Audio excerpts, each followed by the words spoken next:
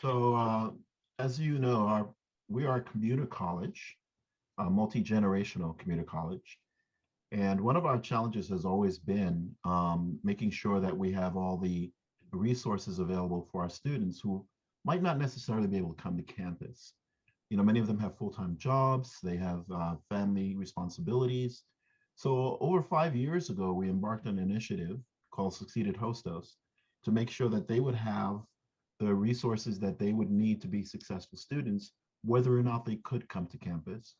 So as part of our initiative, we selected an online system called Starfish, and we student income called Starfish, and we use that to basically provide advising, academic advising, as well as general advising, and access to service groups on our campus that it doesn't necessarily require the student to come to campus. Now that was before the pandemic. This was before COVID, so I call that BC. After COVID, or AC, is where the investment we made in this initiative really paid off. So you're going to hear me say that a lot, BC and AC. All right. So this is three members of our team. We're doing the presentation, but we have a much larger team that you'll see later. And we've been doing this for over 5 years, but the current team as it has been formed is about 2 years old. And we have a set of initiatives from that time that we've started to really grow this program. Would you guys like to introduce? Well, you've been introduced, so we can continue. So what was this initiative? What was this program? Well, the idea was that we wanted to provide um, students with the ability to get services whether or not they could come to campus. And so we grew that. That became very critical AC, or after COVID. It gave us the ability to have multiple departments use the system to engage with students. It also gave us the ability to enhance our overall functionality and assist students with support, whether or not they could come to campus or not. And it also gave us enough data, engagement data, so that we could make strategic decisions about how to grow the program or provide better services. So that was BC. Um, and we were doing fairly well with that. And you'll see that in the numbers that there was an increase in overall engagement. But then AC, it became critical. The system became critical, not just providing the kind of engagement we wanted, but in order for students to truly be successful and to get all the resources that they needed to have. So Sid, if you could explain how this program works. Good morning, everybody. Thank you all for joining us. So, just to clarify as well, when you guys hear Succeed a Hostos, just know that we use that term interchangeably with Starfish, right? It was how we rebranded it on our college, just to get a little bit more buy-in and be more relevant to what we're trying to do. So, Succeed a Hostos itself is a network and an online tool, right? There's a few components. Those are the two biggest pieces of it. When we talk about the network includes services, advisors, staff, and faculty who all support student success. The online tool component is what allows students to access the directory information, make appointments with us, communicate directly, advisor, staff, faculty, everybody all in there. And then of course, that's how the students interact with it. But then on the staff side and the faculty side, there's a lot that we could do with it as well. So it's how we send notes to each other potentially about students, how we raise flags to make sure we're all on the same page, and really just identify any at-risk students so we could try to have some type of interventions and engagements to help them ahead of time before they potentially either stop out or follow any other potentially negative academic traits. So the benefits for transitioning to Succeeded Hostos before remote learning, or this is BC, before COVID, was very clear to us. And as you can see, we had a set of strategic initiatives starting in the fall of 2018 to basically transition to more online support and online academic support and online general support, as well as online access to services. So just real quickly, we implemented some advisor features to help the advisors to do this better. We implemented some faculty features to allow faculty to do the kind of academic advising and outreach to students that they needed. And we implemented some features specifically for students so that they could um, reach out whenever they needed assistance. We also put some features in place for our service groups so that they could reach out to students or students can reach out to them. And more, I won't say more importantly, but in order to support all of those features that we implemented for those very specific stakeholders, we had a foundation of data, Oh, uh, morning. workflow improvement, as well as well as process and operational improvements that went along with this. So as you can see, this was all before COVID. This was all BC. And then when COVID came along in spring of 2020, AC, after COVID, we really accelerated our initiatives. And I'll have Sara go in depth into that. Good morning, everyone. My name is Sara Rodberg. I'm an ASAP academic advisor. My pronouns are she, they, and if you're looking at speakers, you'll see me likely in the top of your screen. I have a blue ASAP background and a green shirt on. The benefits of transitioning to Succeed at Hostos for the advisors was a process that began during this time in fall 2018 with identifying advisor raised flags. And then we were able to enable those flags in 2019. And we trained advisors on the features about raising and clearing flags and managing appointments so that we could functionally use Succeed at Hostos in our work practices. Summer 2019 was super busy. We learned how to begin monitoring the advisor flags, deploying functional roles for ASAP advisors and the SSU coaches. We installed kiosks for the SSCU to help manage student appointments, and we gathered feedback from the advisor focus group so that we could implement features that enhanced our workflow. In fall 2019, we enabled advisor kudos because we realized the importance of student interventions to recognize when students are doing a great job.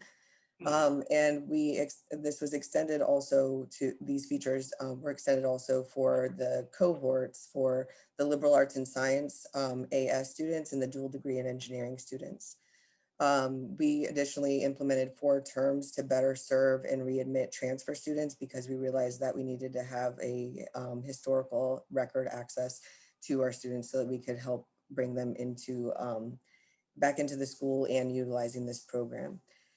In spring 2020, as many of us know, we all took a turn toward the different. So we had deployed additional kiosks in the SSCU to support student appointments in addition to the ones that they received in summer 2019. But in summer 2020, we realized that we needed to implement the to-do feature so that students had a centralized location to be able to access the bursar, admissions, and financial aid offices.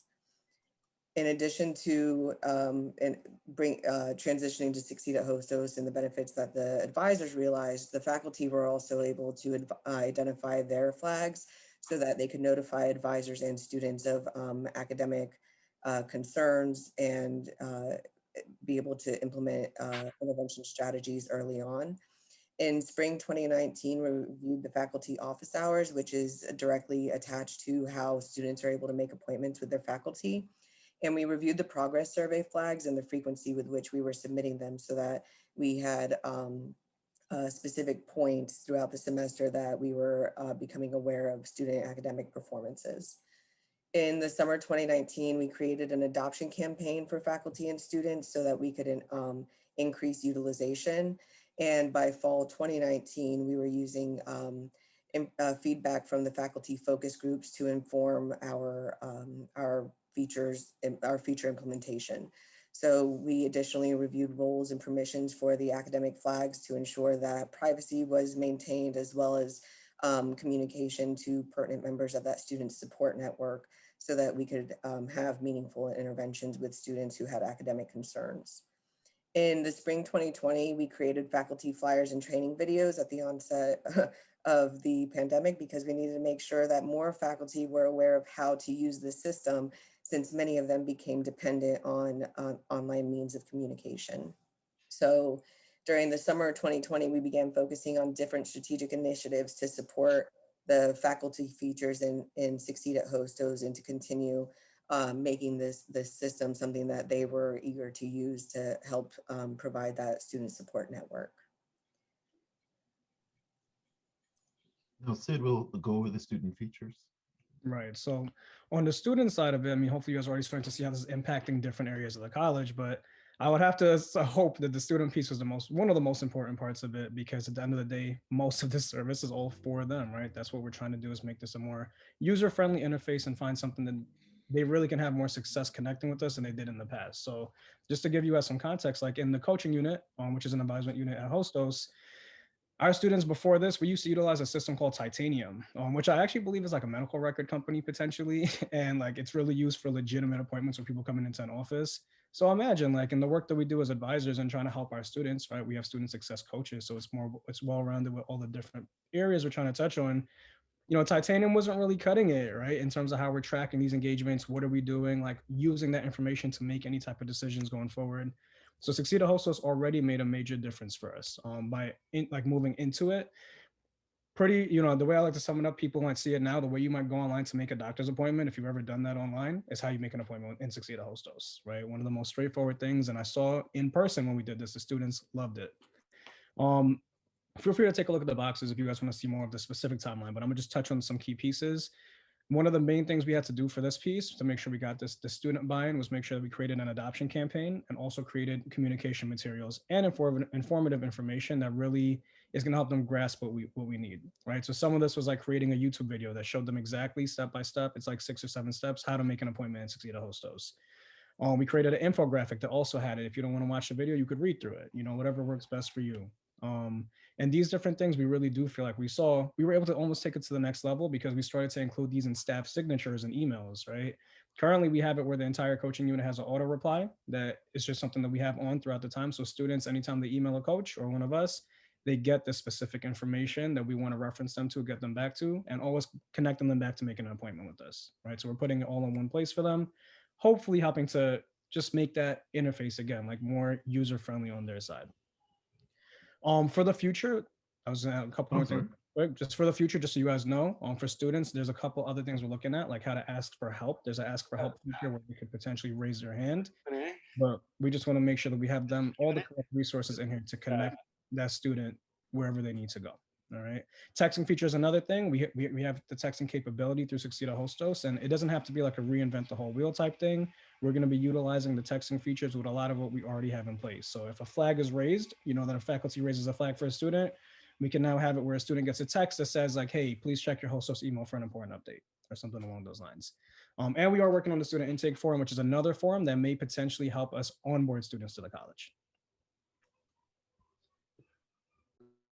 So hello again, everybody. This is Sara again. If you're looking for who's speaking, again, I may be at the top of your view, and I'm wearing a green top. I have brown hair. So the benefits of transitioning to Succeed at Hostos before remote learning for the service areas was that we were able to review service groups, and we attempted to onboard the Hulk and deploy kiosks and review the referral processes through the fall 2018 and spring 2019 year. During the summer of 2019, we reviewed the referral processes for service areas to be able to utilize that feature between departments to help students get from one office to another office and to let that office know to expect a student. In the fall of 2019, we were able to update the profiles for service areas. And in the summer of 2020, we did quite a bit. We revisited the Hulk onboarding, excuse me. We deployed OAA kiosks in the test environment. We reviewed onboarding needs for library services, and we onboarded the ASAP career specialist. And all of this helped unite the communication efforts between students, faculty, staff, advisors, all over the campus. So in fall 2020, we conducted information sessions because we realized that service areas needed more support and information about the benefits of being in Succeed at Hostos, not just for themselves, but for students to be able to access them with ease. I'm excited to share that College Discovery was onboarded and that we deployed the Student Success Coaching Unit virtual kiosks.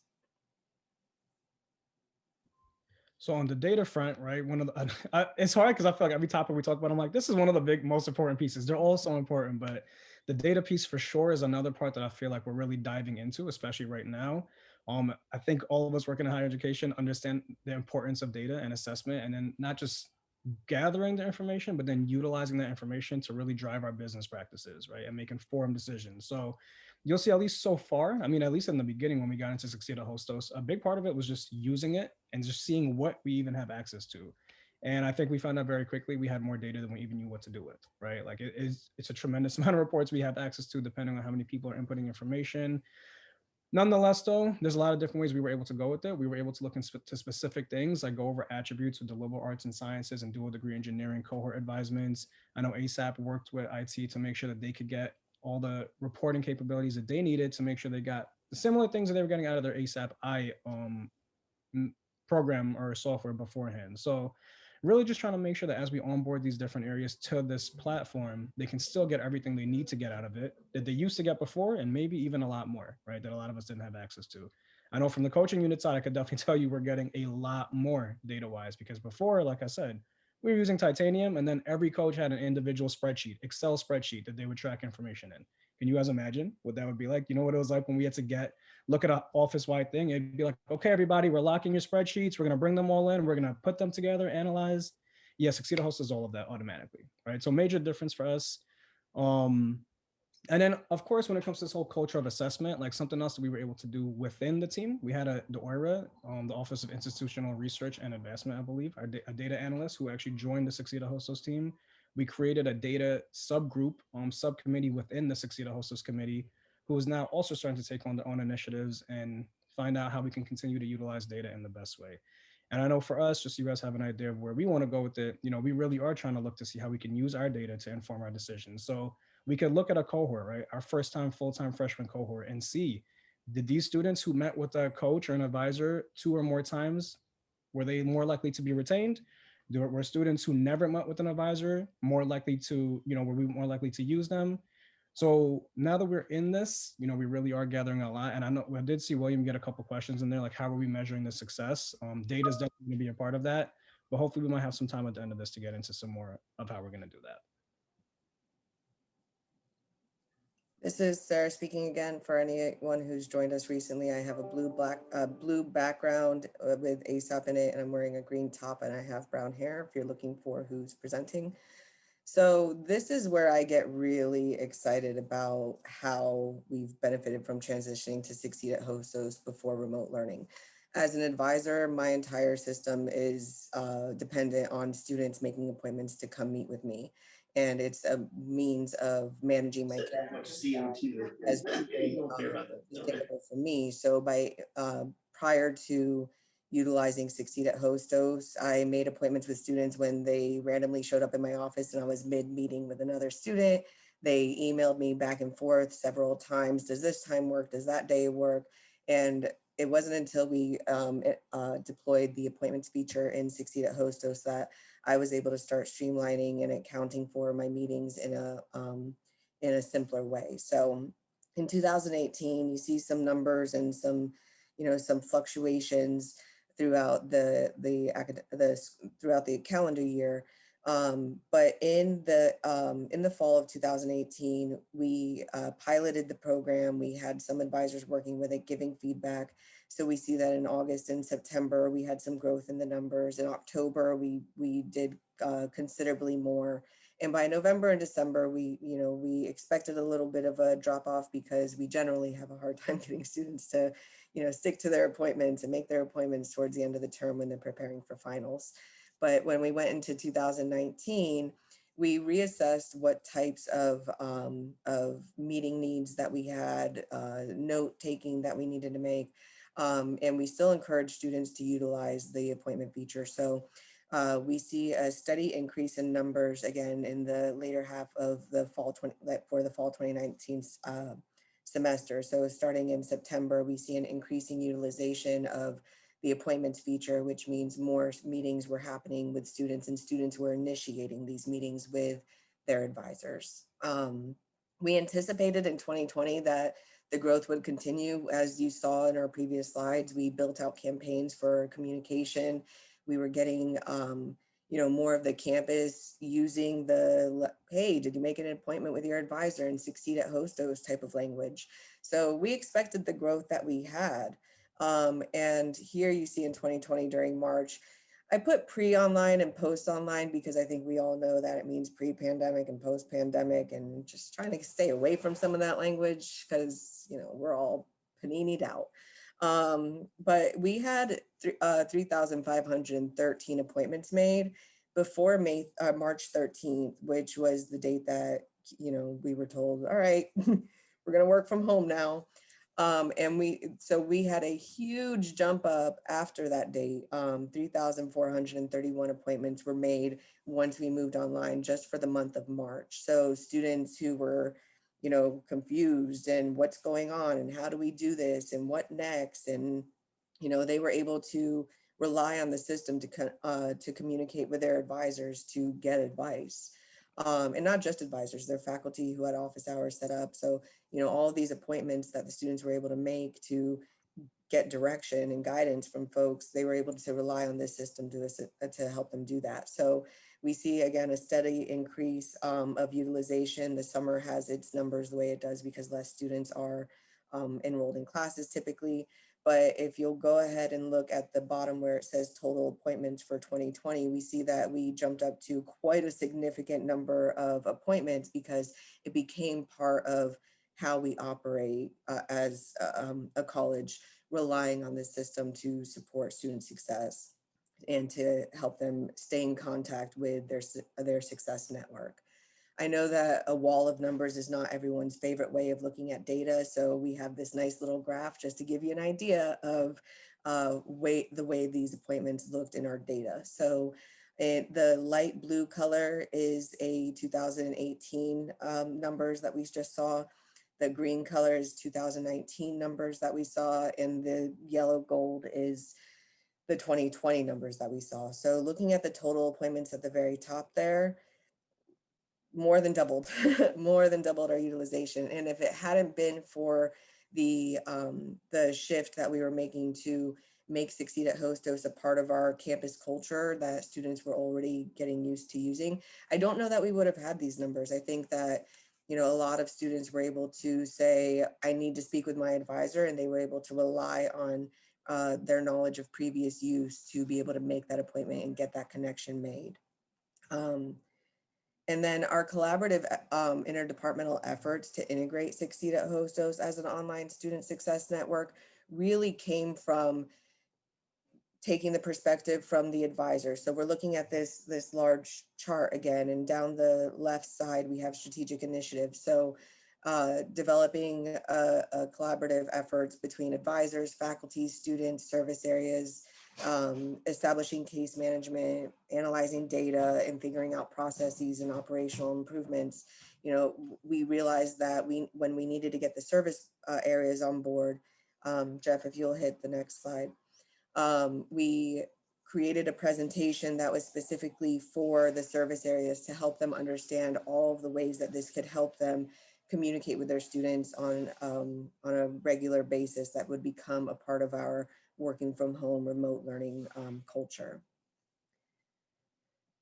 So we enhanced our functionality and implemented new features to assist with student support by bringing in all of these different perspectives from across the campus. So starting in the middle there, we see our students, faculty, advisors, and service areas with all of these branches coming out because all of these folks from all of these areas are helping to support all of these people. So starting at the top in orange, we have our IT folks, Jeff Barnes and Jose Santana, who support a lot of the technological aspects of this tool. And going down clockwise, we have in green, Sara Brennan, Carla Contreras, and Min Lin. These are all folks who are on our Succeed at Hostos team who represent the Office of Academic Affairs and SDEM.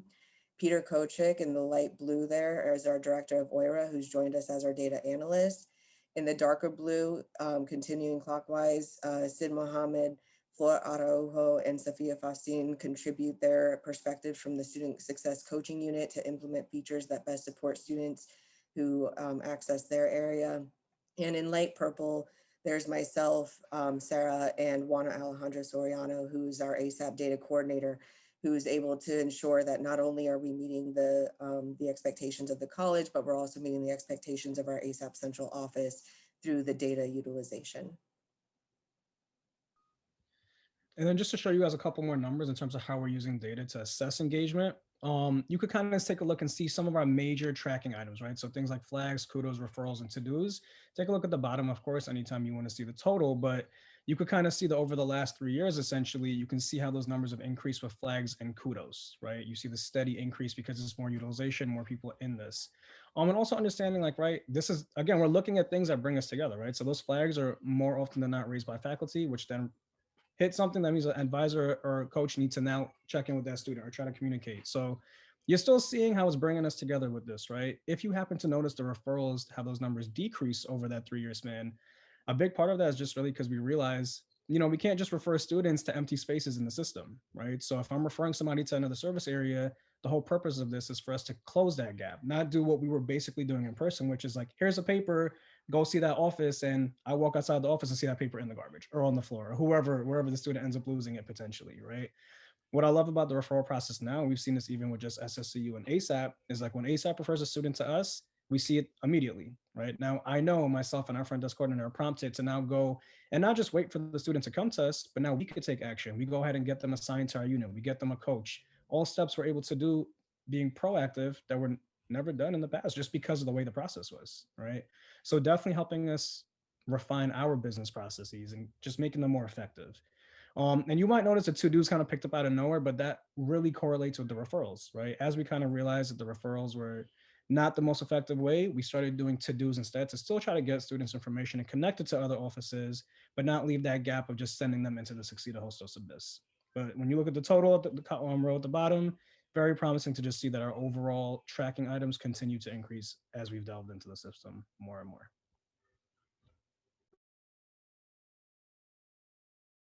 Jeff, you're on mute. So as I indicated at the beginning, we have these initiatives ongoing. And what we've shown you so far is all of our initiatives from the spring of 2018, excuse me, the fall of 2018 to the fall of 2020. And as you could see, we were able to take advantage of a lot of the initiatives that we had started, and then in 2018, we really decided we needed to accelerate. And luckily, I don't know if you want to call it luck, but luckily when COVID happened, we were able to really take advantage of everything we built and just accelerate all of that. But there's more to do, and this is what this is about. So we realized that there's a lot more that we can do. There are a lot more features we can provide. This may look empty, but it's because we're still in the process of determining what else we can do for advisors. There's a lot. There's the retention dashboard. There's quite a few other things that we have to implement. And we're going to do that, but we need to have that discussion about what comes first, what is the highest priority. So that's why these boxes are empty. We have ongoing initiatives that we need to do with faculty to get a higher level of faculty adoption. And I think a lot of that is going to come out of the data that we're going to be able to provide faculty. So we're increasing data capacity and increasing our ability to analyze data so we can share with senior leadership, with various stakeholder groups such as the service groups and faculty and so forth. And our primary focus right now is just really to keep growing this program because it has proven its value. It has proven how critical it is to student success, not just because of the pandemic, but because, over the years, we've seen steadily that students have been engaging. And in a commuter school, giving them more options to not necessarily have to come to campus in order to get the kind of help they need to be successful, that's very critical, and that's been proven. And so we're going to continue this program. So overall, what we're going to be doing is we're going to be onboarding more services. We're going to increase our overall use of faculty surveys, especially for the early alert capacity and capability. If we can find those students before they get into serious trouble, that's going to allow this system to help us to retain more students and graduate more students. So we're going to increase our overall use and analysis of faculty surveys in order to get that done. We also are now implementing automatic flag creation by connecting Succeed at Hostos with Blackboard. And as the increase in online courses takes off, we're going to be able to have flags automatically created that will alert us to when students are having issues in their classes. So instead of depending on faculty to create these flags, the system, Blackboard, the LMS, will actually create and generate these flags and send it to the advisors. And so we're implementing that right now. And overall, we want the whole entire campus to use this system because it is proven. We see what it was able to do after the pandemic, and we also see what it was able to do even before that. And basically, it just gives us an understanding that we really need to encourage through campaigning, through community engagement, and through communications, that this is the system that will help our students to be academically successful. So that's where we are right now. Any questions? I saw that we have. Here, it's also my husband's love. He's also here. Hi. Okay, so I see this. So the first question I see here is, how are you measuring success with this system? I used Succeed several semesters and had mixed results. How many professors actually use it? Thanks. Okay, so I'm going to tell you what I know from the numbers. Our English department, I'm going to call out a specific department. Our English department are heavy users of the surveys, and the surveys are very critical in identifying students who are at risk. It's an early alert warning system that we use. And when we look back at the data, what we found out was that the English department had been early adopters at the very beginning of this program, even prior to when we did the relaunch.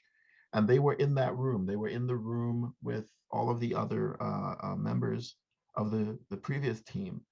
And from that initial engagement, having the faculty directly in the room with us as we were building this system out, that stuck. That seemed to have stuck with them. And so to this day, our highest number of returnees of faculty surveys is the English department.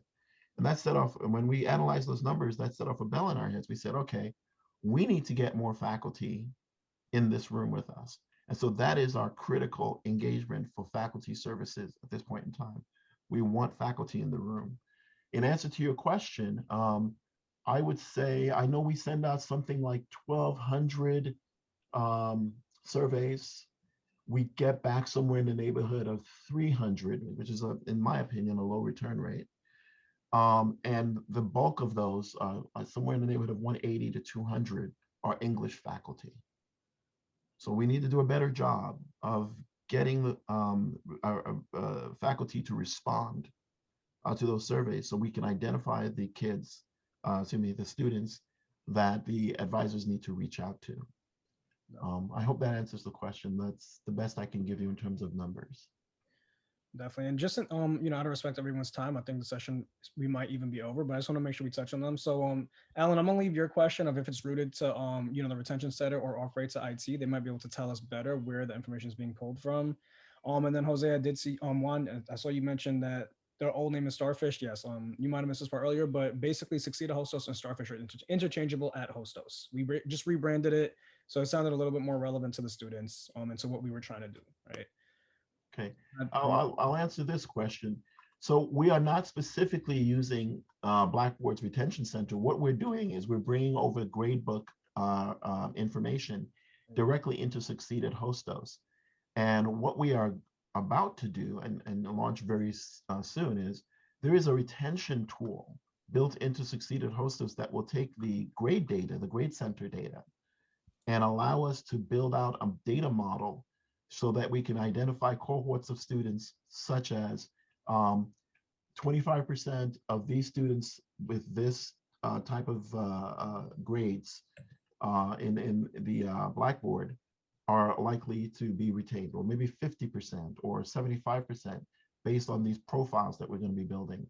And we're going to be delivering that very soon, not only to advisors, but we'll also be able to deliver that possibly to faculty. We still have to work some of that out. But we're not using Blackboard's retention center. We're building our own within Succeed at Hostos using the Blackboard data. As to that, what Sid was just talking about, I just want to clarify something. Succeed at Hostos is centered around Starfish, correct? But it is also all of the services and all of the engagements and agreements of all the stakeholders that build the Succeed at Hostos ecosystem. So yes, Starfish is at the center, and I guess if you pull out Starfish, it would be very difficult for us to be as successful as we've been. But it's really also all those conversations that we have, all those decisions that we make, and all of the relationships between the service groups and the faculty and the advisors to make sure that we're all focused on student success. And that's why we call it Succeed at Hostos. So yes, it is a sort of rebranding around the tool, but it's not just the tool. I just wanted to thanks for coming. For joining.